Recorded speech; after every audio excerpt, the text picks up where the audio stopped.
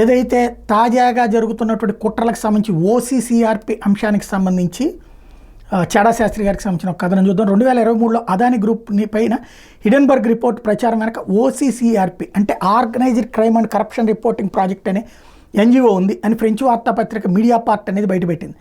OCCRP మీద ఈ media part అనే వార్తాపత్రిక మొన్న డిసెంబర్ 2వ తేదీన ఒక పెద్ద పరిశోధనాత్మక సంచలనాత్మక కథనాన్ని ప్రచురించింది. ప్రపంచంలో వ్యవస్థీకృత నేరాలు మరియు అవినీతి బయటపెట్టడానికి అని పూర్తిగా స్వతంత్ర ప్రతిపదికైన సంస్థగా చెప్పుకునే ఈ ఓసీసీఆర్పీ 2007లో స్థాపించబడింది. ఇది 6 ఖండాల్లోని గల జర్నలిస్టులు నెట్వర్క్లతో ఏర్పాటు చేసుకుంది. అయితే ఈ ఓసీసీఆర్పీ తన వెబ్సైట్లో యుఎస్ డిపార్ట్మెంట్ ఆఫ్ స్టేట్ నుండి మరియు ముఖ్యంగా US agency for international development అంటే USAID నిధులు పొందుతున్నాం అని చెప్పుతున్నా ఎంతవరకు నిధులు అందుతున్నాయి, తన మీడియా భాగస్వాములు జర్నలిస్టుల లింకులు ఏంటి వంటి అన్ని విషయాలు దాచిపెడుతుంది. అలాగే US bureau of international narcotics and law enforcement affairs అందించిన ఆర్థిక సహాయంతోనే అసలు ఈ ఓసీసీఆర్పీ సృష్టించబడిందని ఫ్రెంచ్ మీడియా పేర్కొంది. ఇది యుఎస్ సృష్టించింది అనే విషయాన్ని తన వెబ్సైట్లో దాని గురించి చెప్పుకున్న చరిత్రలో ఓసీసీఆర్పీ వదిలేసింది. ఓసీసీఆర్పీ ప్రారంభం నుండి యుఎస్ ప్రభుత్వం నుండి కనీసం $47 మిలియన్, కొన్ని యూరోపియన్ దేశాల నుండి $14 మిలియన్ మరియు యూరోపియన్ యూనియన్ నుండి $1.1 మిలియన్ అందుకుంది. అలాగే జార్జ్ సోరోస్కి చెందినటువంటి ఓపెన్ సొసైటీ ఫౌండేషన్స్ నుంచి $8 లక్షల విరాళం ఇచ్చింది. ఇవే కాక ఫోర్డ్ ఫౌండేషన్ మరియు రాక్ ఫెల్లర్ బ్రదర్స్ ఫౌండేషన్ వంటి వాటి ద్వారా కూడా ఈ ఓసీసీఆర్పీ నిధులు పొందింది. ఇప్పుడు కూడా ఓసీసీఆర్పీకి సగం నిధులు USAID నుండి అందుతున్నాయి. అందువల్ల ఈ ఎన్జిఓ నిర్వహించే కీలక వ్యక్తుల్ని నామినేట్ చేసే సమయంలో యుఎస్కు వీటో చేసే అధికారం ఉంది. ఫ్రెంచ్ మీడియా రిపోర్ట్ కథనం ప్రకారం ఈ ఓసీసీఆర్పీ యుఎస్కు ప్రతికూలంగా ఉండే విధంగా ఏ రిపోర్ట్ రాయడం లేదు, కానీ రష్యా, సైప్రస్, వెనిజులా వంటి దేశాలపై వ్యతిరేక రిపోర్ట్స్ రాస్తుంది. ఉదాహరణకి వెనిజులా నిరంకుశ అధ్యక్షుడు నికోలస్ మదురో యుఎస్కి బద్ద విరోధి కాబట్టి వెనిజులా అవినీతిని వెలికి తీయడం మరియు ఎదుర్కోవడం అనే లక్ష్యం కోసం అని ఓసీసీఆర్పీకి యుఎస్ ప్రత్యేకంగా $173,324 ఇచ్చింది. నెట్వర్క్ ఆఫ్ జర్నలిస్ట్స్ అని చెప్పుకుంటున్న ఈ సంస్థ ప్రపంచంలో ఎన్నో పెద్ద వ్యాపార సంస్థలు ఉన్నా వేటి మీద రిపోర్ట్స్ రాలేదు, కానీ ఒక అదాని గ్రూప్ మీద 2 వరుస రిపోర్ట్స్ అంటే 2023లో హిడెన్బర్గ్ రిపోర్ట్ రాగానే ఒకసారి, మళ్ళీ 2024 మే నెలలో ఒకసారి రిపోర్ట్స్ ప్రచురించింది.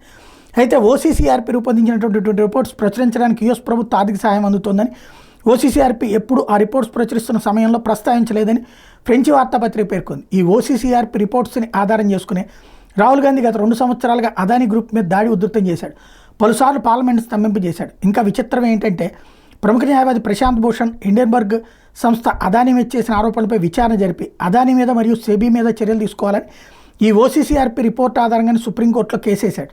అయితే సుప్రీంకోర్టులో విచారణ సందర్భంగా ప్రభుత్వ న్యాయవాది మాట్లాడుతూ ఓసీసీఆర్పీ ఒక్క రిపోర్ట్ మాత్రమే ప్రభుత్వానికి ఇచ్చింది, విచారణ చేయడానికి పూర్తి వివరాలు ఆధారాలు కావాలని ప్రభుత్వం ఓసీసీఆర్పీని అడిగితే పూర్తి వివరాలు ఆధారాలు ఫలానా ఎన్జిఓ దగ్గర ఉన్నాయి తీసుకోండి అని చెప్పింది.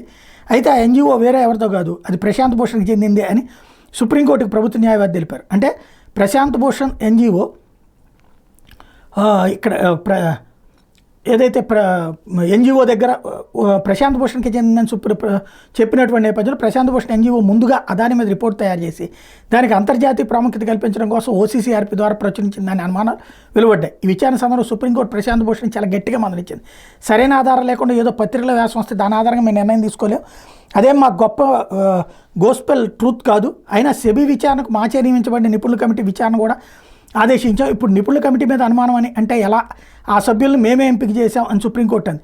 ఈ ఓసీసీఆర్పీ మోడీ ప్రభుత్వాన్ని ఇరుకుని పెట్టడానికి ఒక్క అదాని మీద రిపోర్ట్ ఒక్కటే కాదు, మోడీ ప్రభుత్వం పెగాసిస్ సాఫ్ట్వేర్ ఉపయోగించి ప్రతిపక్ష నాయకులు మరియు ఇతర ముఖ్యమైన ఫోన్ల మీద నిఘా పెట్టిందని కూడా ఈ ఓసీసీఆర్పీ సంస్థ ఒక రిపోర్ట్ ప్రచురించింది. దాని మీద కూడా పార్లమెంట్లో గందరగోళం, ఆపై సుప్రీంకోర్టుకి వెళ్తే అటువంటిది ఏమీ లేదని సుప్రీంకోర్టు నియమించిన నిపుణుల కమిటీ తేల్చి చెప్పింది. ఎందుకు ఇలా నడుస్తుంది అంటే మన దేశంలో లోక్సభ ఎన్నికలు 2024 మే నెలలో హిడెన్బర్గ్ రిపోర్ట్ జనవరి 2023లో బయటపెట్టింది.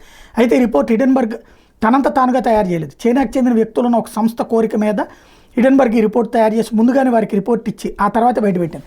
అయితే మొత్తం ఎపిసోడ్ చూస్తే కొన్ని విదేశీ శక్తులు అదానిని దెబ్బకొట్టి తద్వారా భారత స్టాక్ మార్కెట్ సంక్షోభంలో నెట్టి భారత్లో ఆర్థిక అస్థిరత తీసుకొచ్చి తద్వారా అరాచకం సృష్టించి మోడీని ఎన్నికల ముందు బలహీనపరచాలనే కుట్ర ఉన్నట్టు స్పష్టమవుతుంది. ఎందుకంటే జనవరి 2023లో హిడెన్బర్గ్ రిపోర్ట్ ఇస్తే ఆగస్టు 2023లో ఈ ఓసీసీఆర్పీ సంస్థ హిడెన్బర్గ్ రిపోర్ట్ విషయంలో అదాని ప్లస్ సెబీ కుమ్మక్కంటూ రిపోర్ట్ ప్రచురించింది. అంటే అంతా ఒక ప్రణాళిక ప్రకారం కొన్ని చైనా శక్తులు, అమెరికా డీప్ స్టేట్ వ్యక్తులు మరియు మన దేశంలో రాహుల్ గాంధీ సహాయంతో మోడీని 2024 ఎన్నికల్లో మళ్ళీ ప్రధానిగా రాకుండా కుట్ర చేశారని బయటపడుతోంది. ఈ విదేశీ రిపోర్ట్స్ అన్ని సరిగ్గా మన దేశంలో పార్లమెంట్ సెషన్స్ ప్రారంభమయ్యే కొద్ది రోజుల ముందే బయటకు వస్తున్నాయి. అంటే ఇది యాదృచ్ఛికంగా జరుగుతున్నది కాదు. రాహుల్ గాంధీ కొన్ని విదేశీ శక్తులతో కుమ్మక్కై దేశాన్ని అస్థిరపరిచి కుట్ర చేస్తున్నాడని నేను బీజేపీ నేరుగా ఆరోపించింది. అందుకే రాహుల్ తన విదేశీ పర్యటనలో ఈ ఓసీసీఆర్పీ ముఖ్యులు తోనూబ్ జార్జ్ సోరోస్కి చెందిన ఓఎస్ఎఫ్ సంస్థ వ్యక్తులతోనూ కలుస్తున్నాడు. అంతేకాకుండా ఈ సంస్థలకు చెందిన ప్రముఖులు రాహుల్ భారత్ జోడో యాత్రలో కూడా పాల్పంచుకుంటున్నారు అంటూ బీజేపీ రాహుల్ మీద ఎదురుదాడి ప్రారంభించింది.